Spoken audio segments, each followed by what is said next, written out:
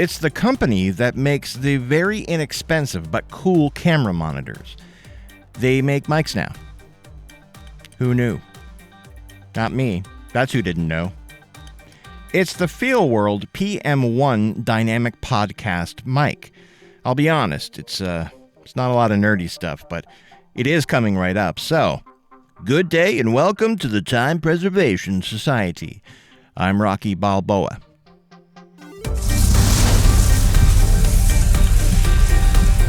Be sure to like, subscribe, and hit that bell notification so you can be notified the minute new content drops. Cheers.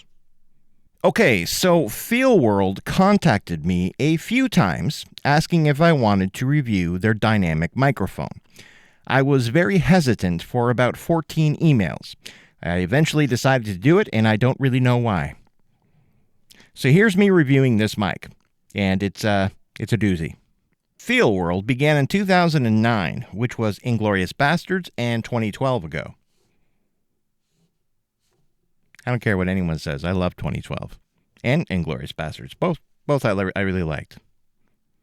Many budding videographers and filmmakers may have or have had one or two of their field monitors. I am one of them. I have their F6 model, which I'm using right now. This guy right here. Yeah. I've used this exact monitor for the inside portion of my videos for a couple of years now, actually. It's never let me down, so that's good. It's a good monitor, FeelWorld. Not bad at all. And now they make podcast mics. The PM1 is an interesting specimen. It's an XLR and a USB mic. Let us look at it together. The PM1 that I was sent came with an adjustable arm. I'm not going to talk much about this arm because it's really a hunk of dollar store garbage. It's very small and very crudely made. Will it work though? Yes. I guess it'll work depending on where you want to mount it. It's very small and it feels like it will fall apart rather quickly. But you are not buying this for the arm. It's the mic we're interested in, right? The mic itself looks actually pretty good. It's smaller than it looks in the pictures. It's also lighter than you'd maybe think. It seems they went for the Shure SM57B style of mic, just smaller. It comes with a removable pop filter. Underneath the pop filter is the head basket, which is once again sort of a miniature version of the SM7B. Nothing like the SM7B, but it resembles it. It comes with its own adjustable mount and can be swiveled about. It also comes with a USB cable that is USB-C to both USB-C and USB-A. We'll get into that in a moment. The mic is mostly made of metal. I'm thinking zinc due to its light weight. But on the back of this mic, we can see that it has an XLR output, a USB-C output, and a headphones output. That's because this mic is both an XLR dynamic mic and a USB dynamic mic. When used as an XLR mic, it functions just as any dynamic mic would. It's low-powered and straightforward. But when in USB mic mode, the mic just lights right up. Literally. See? When in USB mode, the top controls are activated. These controls right here. The knob spins continuously and is only a turnable knob. It doesn't double as a push button or anything like that. There is a hidden push button, though, in theory. When you quickly tap the little mic headphones icon, it will mute the mic, in theory. Then when you tap and hold the icons for 2 seconds, it toggles between headphone and mic mode, in theory. When in mic mode, the little mic icon LED will light up and the dial becomes the mic gain. When in headphone mode, the dial becomes the headphone volume. When you long press the icons for 7 seconds, you can turn on and off the light ring, in theory. The dial knob has steps to it and it feels pretty good to turn. Here's the problem though.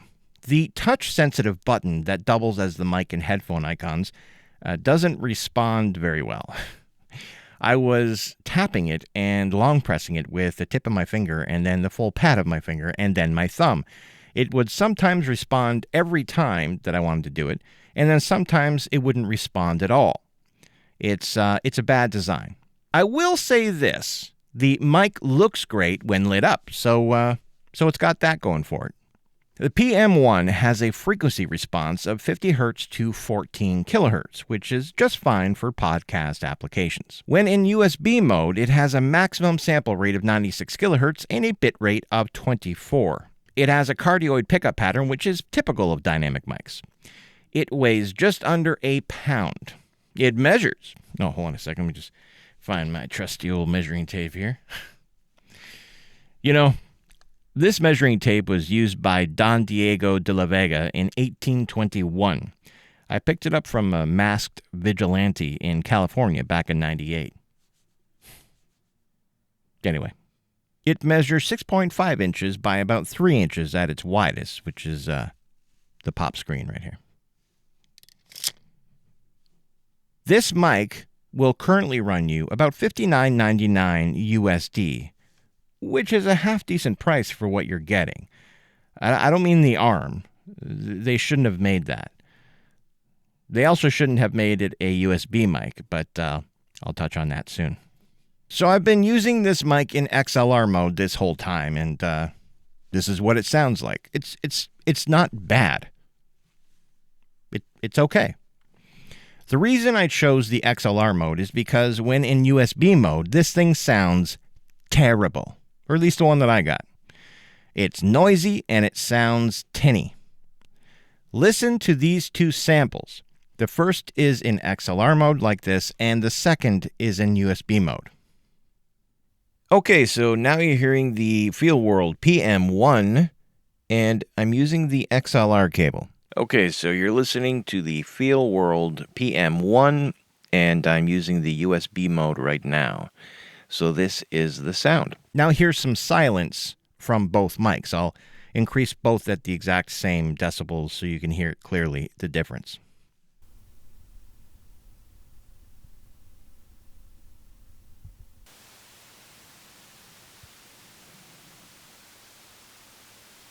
See what I mean? Also, I noticed two other issues. When in USB mode, the mic picks up interference, so if you have your cell phone near it, you'll hear those clicks and digital interference. Listen.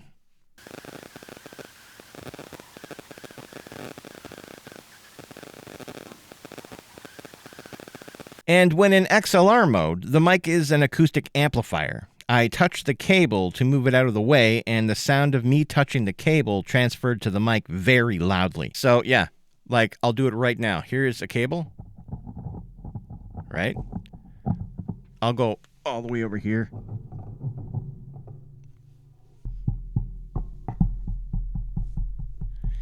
So the SM7B, which this is trying to somehow emulate. I know I'm not, I shouldn't compare them. They're totally different mics, but one of the reasons that it doesn't do that on the SM7B is because inside the capsule is shock mounted internally, right?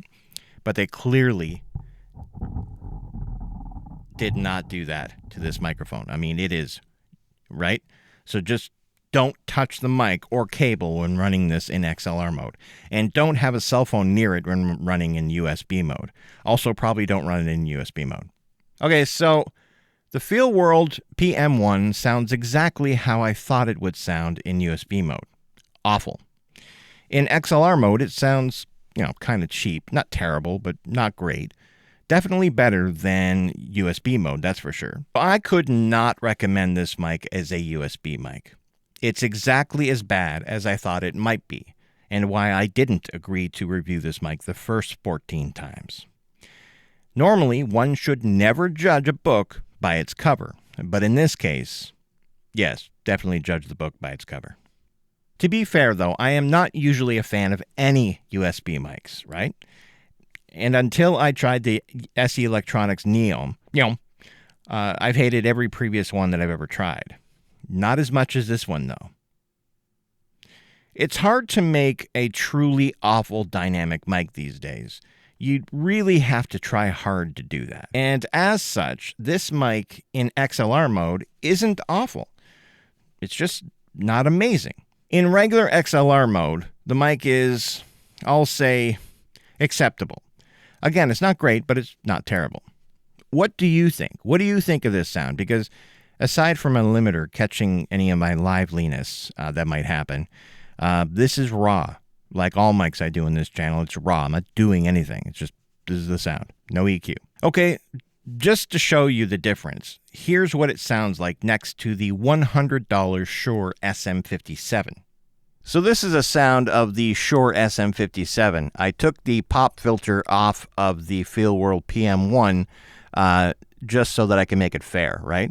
Because without it, this is what it sounds like. The Shure SM57. And this is what it sounds like with the pop filter. So this is the SM57, which I'm hand-holding right now. And I would pick the SM57 over the PM1 all day long. So that's the sound of the SM57, which I myself really enjoy. And it's only $100. So $40 more than the PM1. All right, back to the PM1. So the FeelWorld PM1 in XLR mode is not a bad mic, but there are better ones out there for just a few more dollars. In USB mode, I think this mic sucks. They should have ditched the USB functionality, just kept it as an XLR mic and dropped the price to $30, and I'd have recommended it much more. Seriously, that's what I would have done. I really dislike giving products less than stellar reviews, but you're clicking on this video and spending your time watching this. You expect honesty, and you deserve it. So it's your money, and so that's why you clicked on this video, to see if you know what I think. Of course, this is FeelWorld's very first foray into microphones, so I should cut them a little slack. Maybe they'll fix some of the issues in a second generation. I don't know.